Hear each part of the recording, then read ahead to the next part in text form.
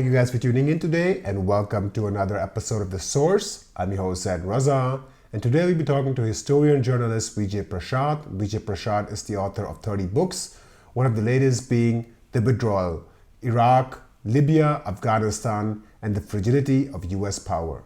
Vijay Prashad, thank you so much for your time. Thanks a lot. Great to be with you.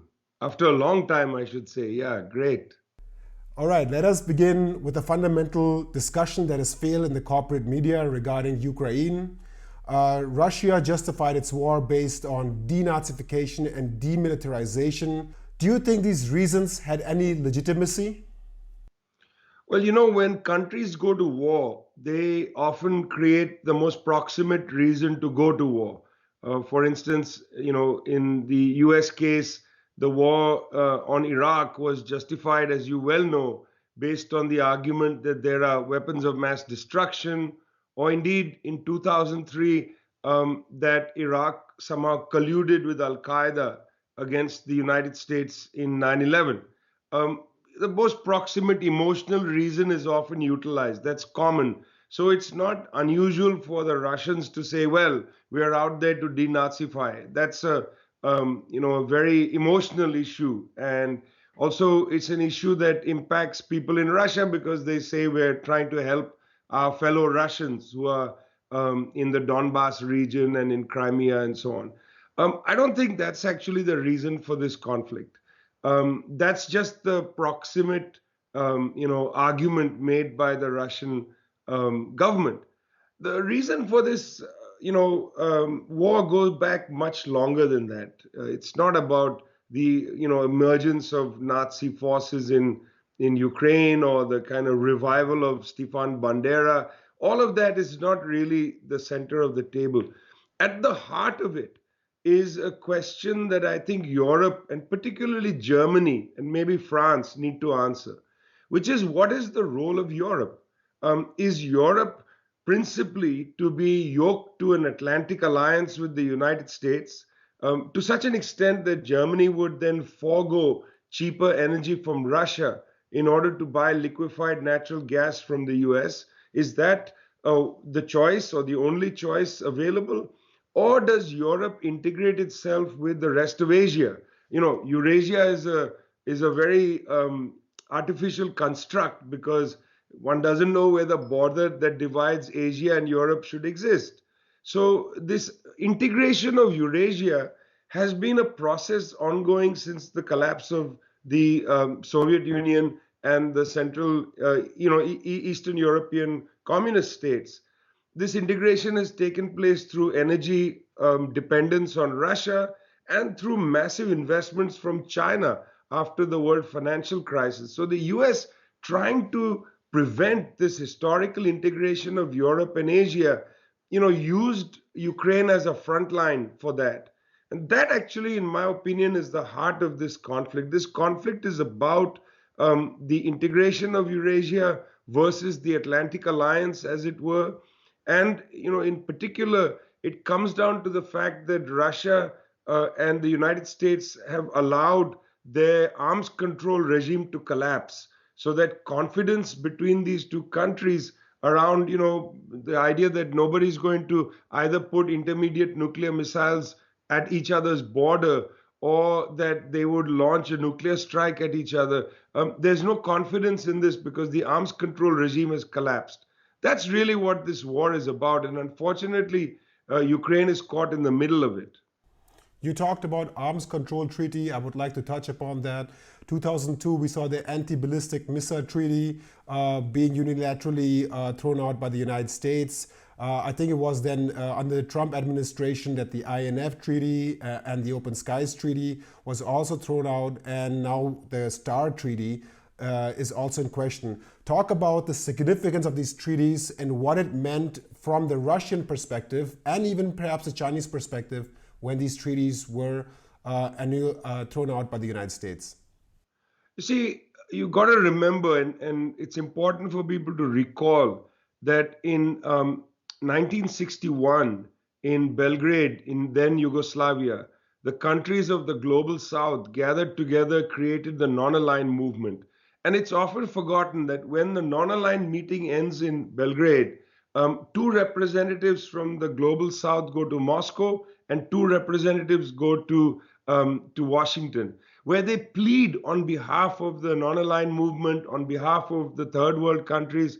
They plead with them to come to the table properly in Geneva and conduct arms control, because the argument made both in Belgrade and in Bandung in 1955 is that this arms control not only endangers the planet, because nuclear weapons are so dangerous, but it also takes precious social wealth and diverts it off into things like weapon systems of great expense, and wasted expense.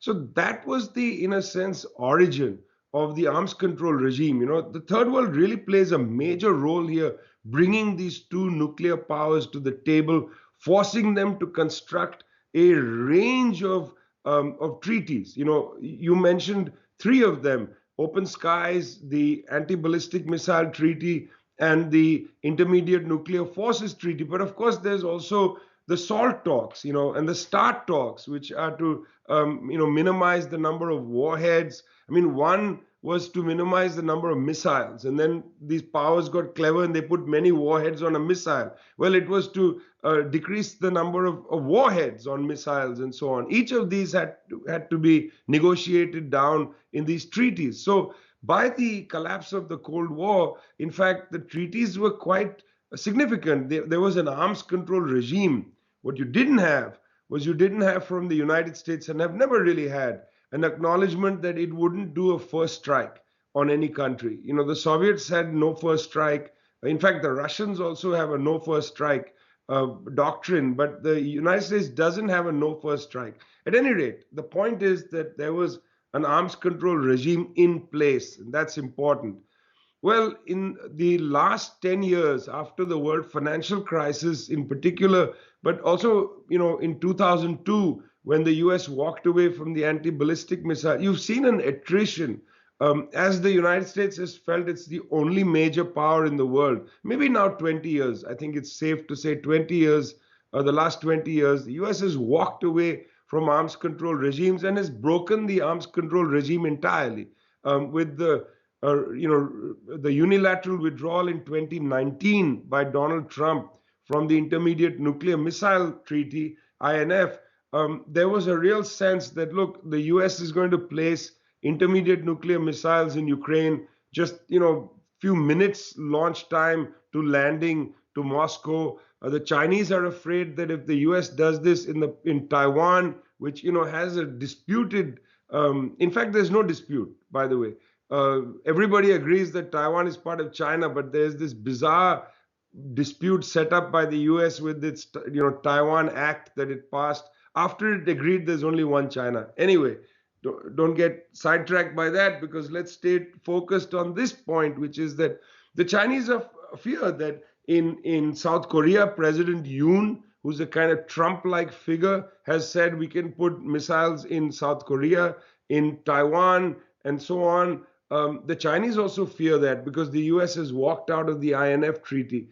So in that sense, this has really destabilized the world. And I'm interested that in a country like Germany, the debate is so much around Ukraine and Russia that these broader points, these broader issues are not really part of the general political discussion, which would, I think, enable people to have a much wider and deeper understanding of the issues that are taking place in and around Ukraine. While all these arms control treaties were thrown out by the United States, we also saw within this time frame NATO expanding despite the promises made after the fall of the Berlin Wall. Talk about what the role of NATO is. In particular, there's this perception in Germany and in Western world, I would presume, that NATO is a defensive alliance. However, others argue that it serves the US interests and also divides Europe with Russia. What is your assessment of what NATO's role has been within this time frame towards the Ukraine war? Well, it's a very good question, Zain. I mean, NATO was created, the North Atlantic Treaty Organization, after World War II, with a pretty, simple premise. The premise was United States, with the world's largest military, was going to, in a sense, provide a military shield around Europe to protect it, it was argued, from the Soviet Union. That was the general assumption. And NATO was not the only one. There was a Central Treaty Organization, the Baghdad Pact, there was a Southeast Asian Treaty Organization, the Manila Pact, and so on. NATO outlived all of them and continues to live. Well, when the Soviet Union collapsed, there was a serious discussion. Should NATO be wound up? But the idea was, no, we'll keep it going. Why? Now, let's go back to the question of what is Europe.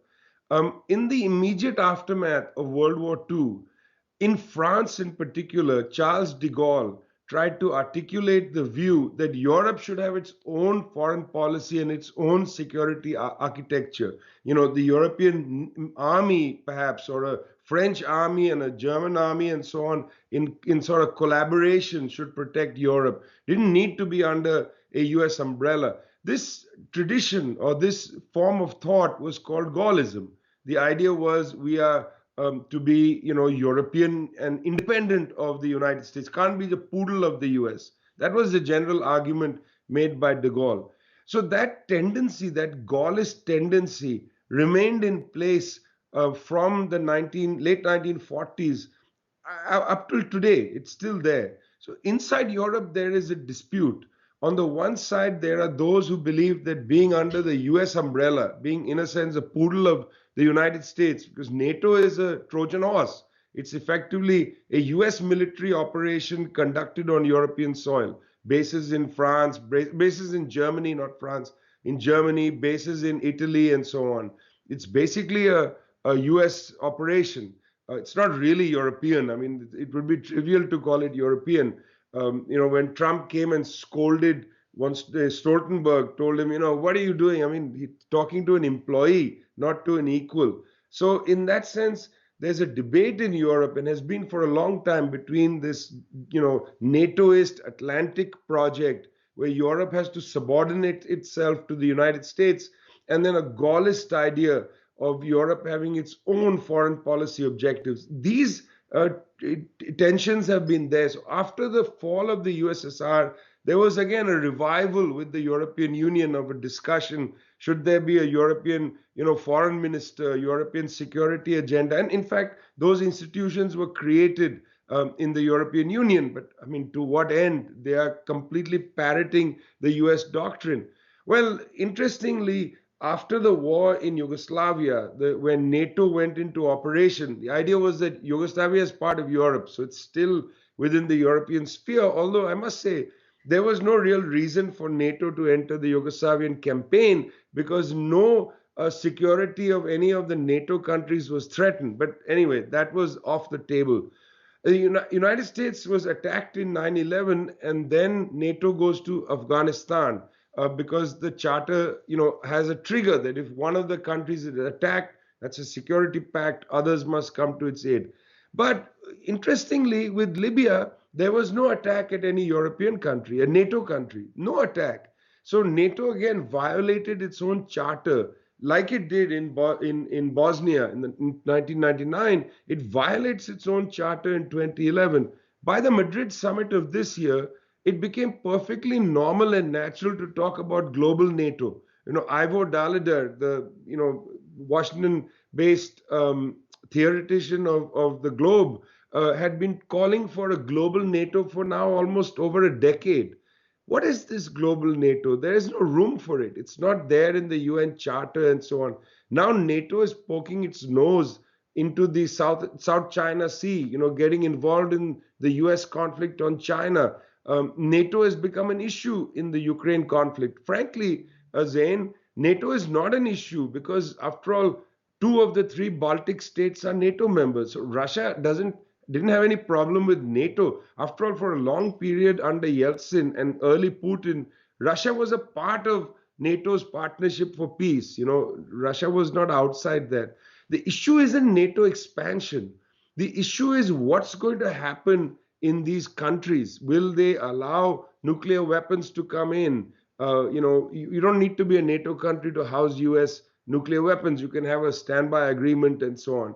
So, but the anxiety was not NATO's presence, in Ukraine. It was what this military pact thinks it can do with countries, let's say in this case in Asia and also in Africa. NATO has been playing a big role there, and it's almost going by without comment, despite the fact it's a violation of the NATO Charter. I want to talk about more context, specifically what you touched upon earlier, the integration of Russia. Why do you think it has failed to be integrated in the West? Was it either Russia's fault? For example, Russia has been accused by Western states for violating democratic rights. It's been accused of conducting wars, such as in Chechnya, or in intervening in democratic elections, etc. Is that the reason why the West was unable to integrate Russia into, let's say, the capitalist sphere or the political sphere? We've seen the West integrate former foes, or the US particularly, such as Vietnam, Germany, Japan. They have been integrated in Western capitalism and even political talks. Why was Russia left outside in your view? Yeah, it's interesting. I mean, firstly, it's important to recognize Russia as a major country. It's a very large landmass. It has nuclear weapons. It's a country with, a major self understanding. They have an understanding of themselves with a long history and so on. These things matter in international relations. They are important. Well, after the collapse of the Soviet Union, the United States basically thought it had won the Cold War, and US advisors arrived in Moscow. People came and they set up the kind of kleptocratic structure that was enjoyed by the so-called oligarchs. I mean, what's a oligarch if not a billionaire? I mean, isn't Elon Musk an oligarch, and isn't Jeff Bezos an oligarch? But anyway, somehow this word is used only to refer to Russian billionaires. Never mind. The US set up the structure for this. They created the structure for this, sort of Russian kleptocracy that was created. And, the US basically treated Russia like a doormat. I mean, Yeltsin was begging Clinton. In fact, in one of the elections, the US government had to intervene to make sure the communists didn't come back to power. I mean, that's not me, that was Time magazine that reported the story initially, and then others followed up. You see, what happened was that at a certain point, when Russia was in great dismay, when the middle class, for instance, was out there on the streets selling books and selling, whatever they could get their hands on, they were essentially breaking down their society. I remember in India, Russians would come in the plane loads in the 1990s to buy stuff from cut price markets, carry big sacks of clothes back to Russia to sell on the streets. These were middle class people that were doing that. The country was destroyed. Well, when Putin came in, he was the chosen heir apparent of Yeltsin. They brought him in as safe hands because the assumption was he would not allow any kind of court cases against Yeltsin. That was the idea. I mean, he was Mr. Safe Hands. But over the course of Yeltsin's presidency, they rebuilt Russian, systems. They sort of tried to yoke in the oligarchs. They brought Russian oil and natural gas back into the public domain and so on. And Russia began to then assert its older understanding that it's a great country and the Russian people should not be the doormat for the West. So in 2007, Putin goes to the Munich Security Conference where he says there should be no single master in the world. That's the first shot across the bow, at the United States. I think that's a very important gesture. It's not that Russia couldn't integrate. Russia might have integrated, but it wanted to integrate on its terms, not to be just a poodle. They didn't want to be treated as a second-class citizen. We're seeing this now. Look, earlier this year, the countries of Democratic Republic of Congo and Zambia conducted a very good agreement to share resources to build an electric car battery supply chain, because between the two countries, have 80% of the components of the electric car battery. So they said, let's create our own supply chain. Very good move, backed by the Economic Commission of Africa and so on. And then the United States pokes its nose in and says, no, you can't do this deal by yourself. The Democratic Republic of Congo, Zambia can't be by themselves. So during the US Africa summit, Antony Blinken forced these two governments to sit together and write a new agreement with the United States as the third party. Why do you need the US there? Why can't two African countries do it by themselves? They were treated essentially as second class citizens. You can't do it yourself. So Russia, in a sense, was cavilling against that second class citizen treatment. That, I think, is the reason why it couldn't integrate. It might have integrated, but it would integrate on its own terms, not as a second class citizen. Let us move the conversation towards 2014. For a lot of young viewers, they don't know the history of Ukraine, what happened. So, can you talk about what unfolded after 2014 and what eventually spiraled towards the Russian invasion of this year? Well, it's a complicated business. When the Soviet Union was created, I'm sorry I keep going back into history. Go as back as you want. We need all of this context and understanding to understand this conflict. I think it does make a difference. The USSR was a very interesting creation. It first started as the Soviet Republic when the Bolshevik Revolution took place in 1917 in October. But then, within a few years, it became clear that there were several other nationalities other than Russians, Ukrainians, Georgians, Chechens, there were Uzbeks, Tajiks, Turkmen, and so on, that were going to be part of the Soviet Republic. So at that point, the leaders of the Soviet Republic reorganized the system and made it, in a sense, a confederation of nationalities, the Union of Soviet Socialist Republics. One of those republics was Ukraine. It was to be a Soviet Socialist Republic, the Ukrainian Soviet Socialist Republic. Now, in order to make Ukraine, in a way, a coherent country with agriculture and industry and so on, it was the decision of the Soviet leadership to add to Ukraine sections of Russia. In other words, where the Russian speakers predominated. That's what's now known, which people now know as the Donbass region, Lugansk, Donetsk, and so on. And at the same time, Crimea was attached to Ukraine, largely because it's contiguous. Even though Crimea doesn't really have that easy a history, it's largely a Russian-speaking population. But nonetheless, Ukraine was created by the USSR. That's the key thing. With the fall of the USSR, it's very interesting that a lot of the tensions that you'd imagine with the collapse of something so major didn't happen. Uzbekistan, Tajikistan, Turkmenistan, they went their own way. There was no problem. There was no dispute at all. They became coherent countries.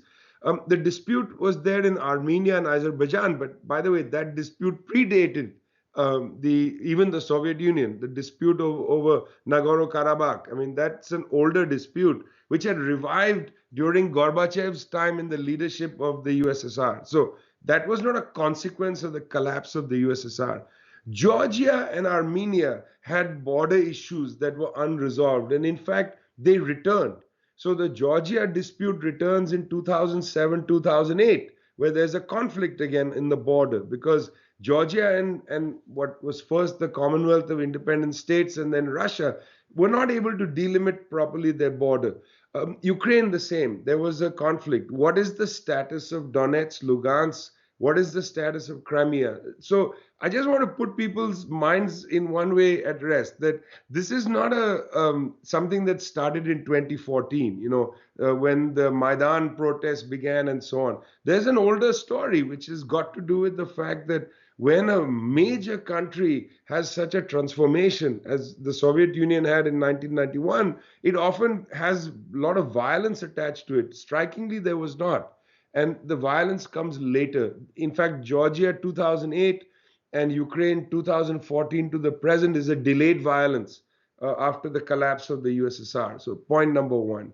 The second point is that inside Ukraine, there was a dispute between two fractions of the ruling class, again, over whether it should be, as it were, Moscow facing or Brussels facing. These were two fractions of the ruling class. And in a way, the ruling class in Ukraine was not really able to come up with its own understanding of whether there should be a Ukrainian dispute about this. They allowed everybody to come in. They internationalized their intra-class dispute.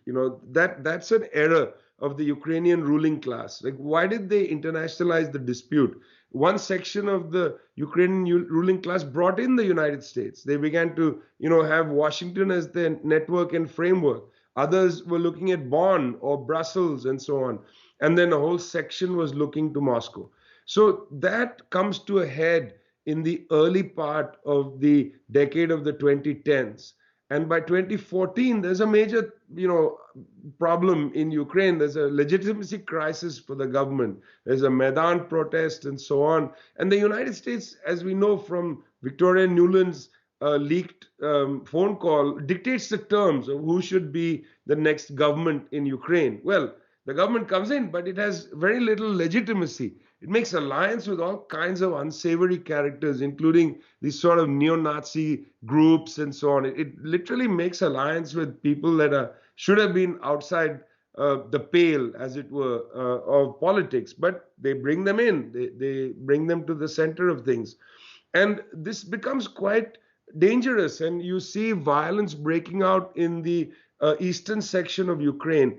At this time, now here's the tradition of Gaullism or independent European foreign policy.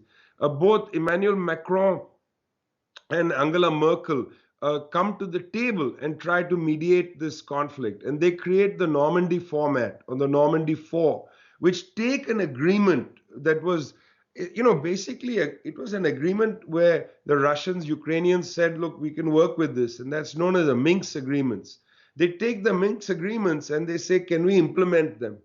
The implementation of Minsk from at least 2016 till 2022 was the real dispute in and around Ukraine. And there was no real easy way to implement these, partly because, again, you had internationalized the conflict. The US was at the table. They understood this was a way to weaken Russia. That was very clear from the US standpoint. From the Russian standpoint, they saw this as an existential threat. They wanted Ukraine not to slip into the US hands. So there was really very little appetite to implement the Minsk agreement. I would say that neither Washington nor Moscow was that keen. Even though they both said, let's implement the Minsk agreement, there was not that keenness. And I have to give it to Macron and Merkel. I may not like them politically, but they were quite sincere about trying to get this done. Now, of course, Merkel has recently given an interview to the press where she has said, look, the West was not serious. Ukrainian ruling class not serious about Minsk. They were just biding time to rearm. Maybe that's true. She's better informed. I'm not sure if she said those things out of putting the facts on the record or out of bitterness. I don't know. I didn't hear the tape of that. I don't know what her voice sounded like. But when I read the interview, it felt to me there was an edge of bitterness there. That she was saying the West, in other words, Washington was putting pressure on them not to let this go past. They just wanted to drag it on to be able to resupply the Ukrainians. I actually don't know because I don't know Mrs. Merkel. I don't know what her motivations were for this interview. But certainly it looks to be the case that nobody really wanted to settle this. It was really ugly. And, you got to a point, breakdown of relations. And I think Mr. Putin was pressured into this war. In fact, interestingly, it was the left inside the Duma in Moscow that put forward a resolution calling for the incorporation of Lugansk and Donetsk. And he was sort of dragged into this war. I'm not sure he actually wanted this. We see that there's a lot of argument being made that Russia's existence or existentialism threat. Do we really think that's the case? Because if we look at what Putin decided to go to war now, there's more existential threat today than there was before the war. For example, NATO has come together. Western nations have come together. There's talk about expansion of NATO now. This was not the case. That means in the future we can see more military exercises happening at the borders of Russia, perhaps in Scandinavian countries if they join.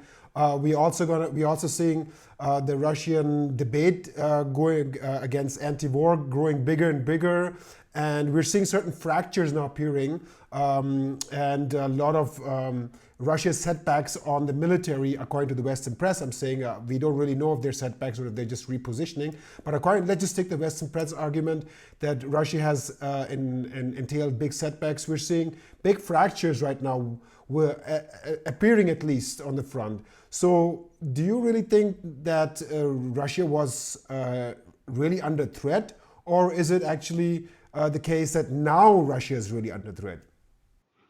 Honestly, I don't think there's a question of under threat as such, because this is a nuclear armed country. I think the West, or at least Washington, was under the approach that put enough pressure on Moscow and the government will fall. This was a kind of regime change operation that they thought they could repeat Afghanistan. Hillary Clinton, in fact, went on a US talk show and she said Ukraine will be Putin's Afghanistan. They misread what happened in Afghanistan. The Soviet entry into Afghanistan wasn't the reason for the collapse of the USSR. The USSR collapsed because Gorbachev was not able to actually manage a proper reform agenda in the country. I mean, it was chaos. It was an internal surrender of the Gorbachev leadership. It was not because of Afghanistan played a role. It, of course, had an enormous economic impact on Russia and so on. It demanded a reform agenda. But the reform agenda surrender was by Gorbachev, not by the Afghans. So there was a misreading of the Afghan story for the Soviet Union. And here there was an assumption, okay, we'll put a lot of pressure on the Ukraine point that will create instability in Russia, and then there'll be the overthrow of the government. You saw initially there were some protests in Moscow against the war, but those have all disappeared largely. Now, people will argue that it's because of repression that they've disappeared. Could very well be. Could also be that a lot of people who are unhappy with Putin have left the country. That had also been happening. They just said, look, it's no point. We're going to the West. And that's probably likely that happened. That the appetite to run a move like that is not there. Partly, and here's the point, to go back to the thing, is that Putin has been able to tap into a great seam of Russian nationalism. This feeling that under Yeltsin, Russia was a humiliated country and that now Russia is back. Putin's alliance with the Chinese, for instance, economic alliance, has helped stabilize the economy. So there are people out there who have absorbed a nationalist storyline. It was there for Putin to pick up. I don't think Putin created this. It was there for him to pick up because it's got an old history. Lenin warned against this history in the 1920s. He warned against great Russian chauvinism. It's available for anybody to pick up. We're seeing many leaders in the world lazily pick up the seam of ultranationalism because it's available. Like in India, for instance, Narendra Modi has picked that seam up, even though other political forces have tried not to use that kind of ultranationalist, Hindu nationalist kind of ideology. It's available to you. Socially it's available. So Putin picks that up. So I don't think his government is going to collapse. I don't think that's in the nature of the existential threat. Also, I think initially there was a great enthusiasm in the Scandinavian countries and so on. We'll all join NATO. Well, okay, go ahead. Join NATO, everybody. What's it to the rest of the world? As if people are waking up in Zambia, bothered whether, Sweden joins NATO or not. Frankly, I don't care. They, as it is, are almost as if they are part of NATO. They might as well join. They always do military exercises with NATO. Might as well join it. It's hardly a big deal for us. These are, not countries of great significance on the world stage. Let them all join NATO. Doesn't make a difference to me. In fact, it could be interesting because the more of these countries that join NATO, the more complexities there'll be within NATO. What do I mean by that? Well, because some of these countries have social democratic heritages which are not available that easily inside NATO. And they also have a vast belief, an arrogant belief in democracy. Well, go into NATO, go into the council meeting and argue with the Americans. Could be interesting for me. So I would like to see Scandinavians sitting there in the chamber, surrounded by US advisors trying to argue with them about climate change and so on. Look, it wasn't Russia or China that went to the Kyoto Protocol in 1997 and exempted the US military from carbon accounting because they said this was going to harm national security of the United States. Now let these self-righteous people who keep talking about climate change and so on and do nothing about it, let them go into the NATO chamber and have a dispute. Look at the German Green Party. Okay, the name is Green Party. It's supposed to have been emerged out of the debate around environmentalism, and then supposedly it's a champion of climate. Great, your name is still Green Party. Meanwhile, they are the greatest war dogs. They want to persist with this war with Russia. And as a consequence of the war and the difficulty for Germany to get energy supplies, the Green Party is saying, okay, we'll continue with nuclear. Your entire agenda, you were formed against nuclear. And then why not start up the coal-fired plants in Germany? Why don't you burn down the Black Forest while you're at it? Create charcoal. That's the Green Party. So this idea of expanding of NATO is going to have its own contradictions.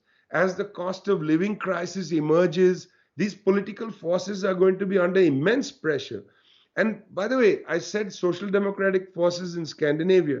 Increasingly, as a consequence of these contradictions, far right groups are winning power in Scandinavia. This is not your old Subaru driving, IKEA kitchen kind of social democratic Scandinavian.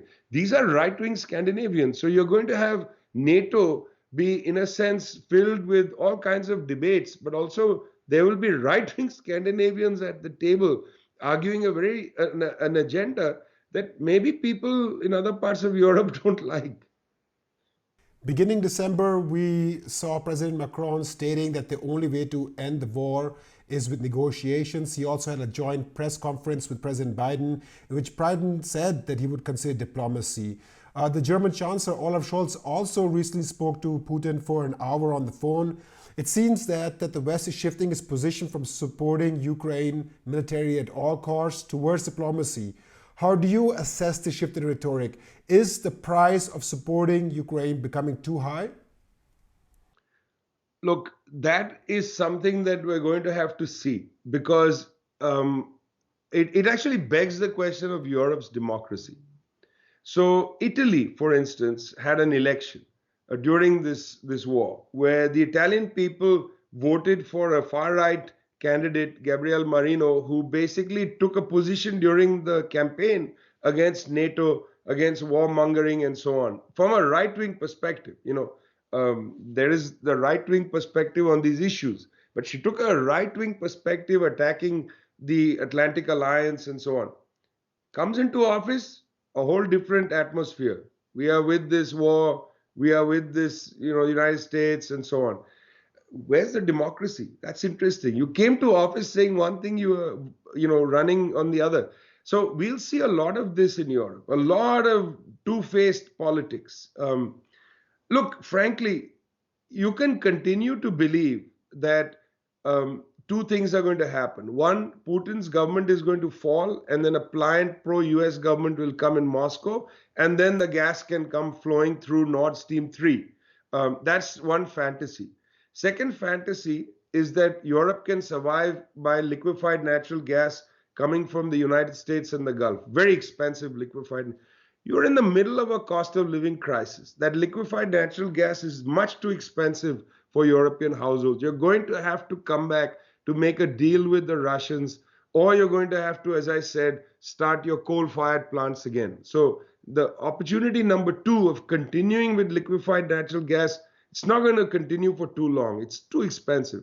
Secondly, I doubt that Mr. Putin's government is going to fall. And even if it does fall, I doubt that a subordinate pro-US government will come in Moscow. Something else will come in Moscow. Putin is not going to be there forever.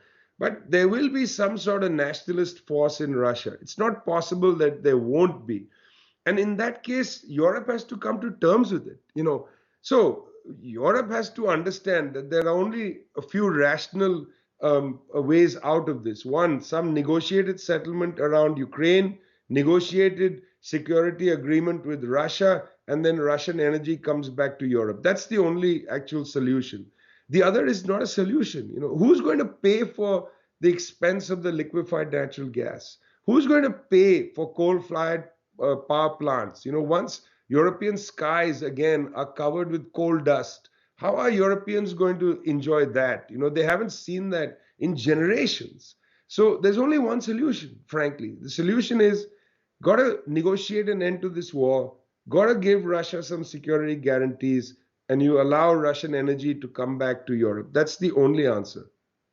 I would like to also examine the perception that we have about the debate about the war in Ukraine. For example, understanding the war which reveals a provocative role, can create awareness on our mistakes and pave for a better foreign policy going forward. Instead, this approach is demonized and labeled as Russian propaganda, Putin talking points, or as even justifying the war. Why do you think this is the case, and why is our media and culture so afraid to look in the mirror? I mean, it's not just about media culture, it's the whole, in a sense, elite class. I mean, one of the tragedies I would say about the Atlantic countries, Europe also, is that there is a great sense of self, a superior sense of self. Joseph Borrell said it best of all. He's apparently the European Union's man for the foreign desk. He talked about Europe as a garden and the rest of the world as a jungle. I mean, what a expression to use. The rest of the world is a jungle, Europe is a garden. That's actually a great line because it represents or illustrates the hidden transcript of thinking of Europe's ruling class. That's how they think. They think of themselves as in the garden, superior, and the barbarians are at the gates. Therefore, the anti-immigrant kind of thing within, and the attempt to stop immigrants from coming into the continent. Great racist understanding at the core of their thinking. The garden versus the jungle. I don't think that's an inappropriate thing that Borrell said. I think it's very appropriate because Borrell was actually speaking honestly about what he actually believes and what the ruling class actually believes.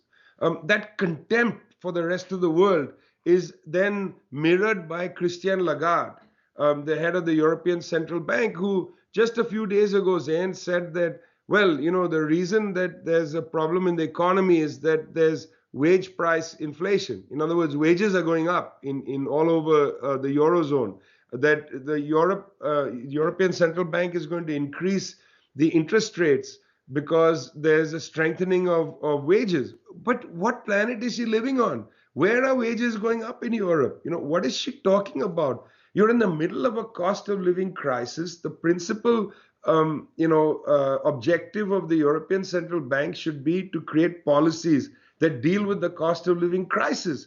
The principal, objective shouldn't be to quote unquote manage inflation. If you need to flood more money in there to allow people to survive the winter, you should do it. You should do it because you can take care of the fundamentals later. You can create capital controls. You can do other things later if you need to. But right now you have to help people get through a difficult winter. Energy supplies won't be coming in the amounts that you need. You're going to have to manage energy prices. There is a squeeze in the market. There's a contempt for ordinary people in Europe, contempt for the nations of the world. That defines them. So I don't think there's any real, crisis in the media or crisis in this or that European institution. I don't think so. I think what we need to understand is that these people have a contempt for the rest of the world. And that contempt is shown principally by the way in which European and US journalists are challenging heads of governments in other parts of the world saying, why aren't you supporting us on Russia? And people are saying, look, we don't want to. I mean, that's all. We have different view of the world. We see things differently than you. How dare you see things differently? How dare you? I mean, that is the contempt. So we've got to come to terms. I mean, we've got to have Europe decolonize itself. European politics needs to undertake a long process of decolonization. There was a lot of hope and optimism when Joe Biden became president that he would re-enter negotiations with Iran and revive the Joint Comprehensive Plan of Action, JCPOA, that was agreed during the Obama administration but scuttled under the Trump administration. Instead, now we are seeing Iran's heavy crackdown on its people, and people are rising up against the theological and religious government. Should the United States and the West re-enter negotiations with Iran about the nuclear war deal while this is happening? Well, firstly, the Biden administration is a lame duck administration on many of these issues. Biden also campaigned for normalizing relations with Cuba, which he has not done. He has maintained the 243 extra sanctions placed by Donald Trump. Biden hasn't moved either on Iran or Cuba. I think Iran is an interesting question. Iran has a problem within the country because you can't manage to have a country where there's such a strong social policy run by the government. If the country were conservative, allow other institutions to manage the conservatism. In my opinion, states should not manage social convention in the way in which Iran is doing, or the United States with abortion policy and so on. Allow society to create different arbiters of social policy, just so that you can have diversity in social life. Some people may want to wear the headscarf, others may not want to wear it. You got to allow diversity in social life. You see, on the one side, you have Iran saying all women have to wear a headscarf. And then in France, they're saying nobody's allowed to wear a headscarf. In both cases, the government is intervening in a social dispute. I think governments need to step away. I mean, I'm not against privatization, but on social disputes, I'm in favor of other institutions in society taking the impact of that, as it is one of the most comforting and onerous, contradictory institutions is the family. And the family manages a lot of these things. Children are raised in families. In families, there would be disputes about modesty, about behavior, and so on. In all families, all over the world, parents tell children, you can do this, you can't do this, this is what's allowed, and so on. The family is a major institution that, in a sense, exercises moral judgment on generations to come. Why should the state get involved in this? I'm very opposed to that as an idea. I think that the United States should enter negotiations with Iran again, having unilaterally walked out of an already negotiated treaty. That's a separate issue. That should happen. That should happen because it's only just that a treaty that was already negotiated in good faith and agreed upon by all parties should be returned to. I mean, I don't know why there should be a renegotiation. US should merely return to the treaty they already negotiated and which was already agreed. That's a separate issue. On the question of what's happening in Iran, I would very much say that states should not enter into the adjudication of morality. I think that's a big error in the modern world. We have such robust institutions out there. As I said, the family may be one, but there are also political and social movements. There are civil organizations and so on that regulate social norms and morality. We don't need a morality police. And I think the Iranians, thanks to the major protests in Iran, I think the government is now having a debate about that, a dispute about that. I think there'll be rational and reasonable people in that government who'll try to push this aside. Now, there is a debate on the streets whether this government is capable of learning the lesson and whether, therefore, it should go. I don't want to participate in that debate because I'm not an Iranian. I think that's up to the Iranian people to settle. I think it's an error for people outside to say, oh, let the government come, let the government go. We don't have that kind of papal authority, of excommunicating a government. That's for the people to decide. Now, I'm in full solidarity with the protesters against the idea that morality can be adjudicated, but on the other hand, that doesn't mean that I would stand with alongside a UF-F-35, if it ever flies, bomber to bomb Tehran. I think that is a ludicrous approach. To my last questions, Jana Majidi, a 15-year-old Palestinian, was shot on the roof while she was playing with her cat in her pajamas. She was shot by an Israeli sniper multiple times in the face. In Israel, we saw Israeli forces and settlers killed 78 Palestinian children in 2021, and in 2022 we are already somewhere between 30 to 50 children. When we compare to Masha Amini, the person that died under Iranian police custody and sparked anti-government protests and worldwide recognition, we don't see any Western politicians speak up for the Palestinians, or let alone the people that get executed every year under the Saudi regime. Why is there no media campaign when it comes to our allies such as Israel and Saudi Arabia? And there's a huge media and political campaign when it comes to our adversaries in Iran. Well, you answered your own question, because the question is allies and adversaries. I mean, these are not principled reporters. These are political reporters. They are reporting things politically. You can have a principled objection to militaries shooting innocent people, right? That's a principled objection. I'm opposed to all militaries or all police killing people. Right after Amini was killed in police custody in Iran, I went out in public and said this is custodial killing, totally against it. Whether it's in Iran or wherever, I don't believe that if you have a principled objection to that kind of custodial killing, you should have it for everybody. Every government needs to introspect when people die in police custody like that. Now, you might die in police custody, no fault of the police, you had a heart attack or whatever, but there would have been a situation of tension created that could have impacted against somebody and so on. Well, the press is not principled like this. They are political. When there's an event, particularly in Palestine, routine, punctual killing of Palestinians, cold blood, very little, that is reported in that kind of way. And the protests by Palestinians are then reported as, neo-terrorist actions almost. Very disturbing how limited the media has become. We used to say that the media, particularly in the Western world, they are stenographers, they're not journalists, and that's true. Vijay Prashad, historian and journalist, thank you so much for your time. It's my pleasure. Thanks a lot, Zain.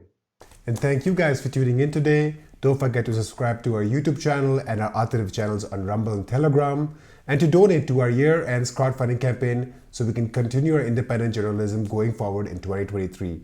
I'm your host, Zain Raza. See you guys next time. These are the building blocks that make up our organization and the goals we would like to achieve. In order to continue our journalism and realize these values fundamental to our democracy, we need 1,000 supporters in our crowdfunding campaign, donating only €5 or dollars per month via Patreon or bank account. Right now, we have only 200 supporters and are not able to take the next step. Our future is in your hands.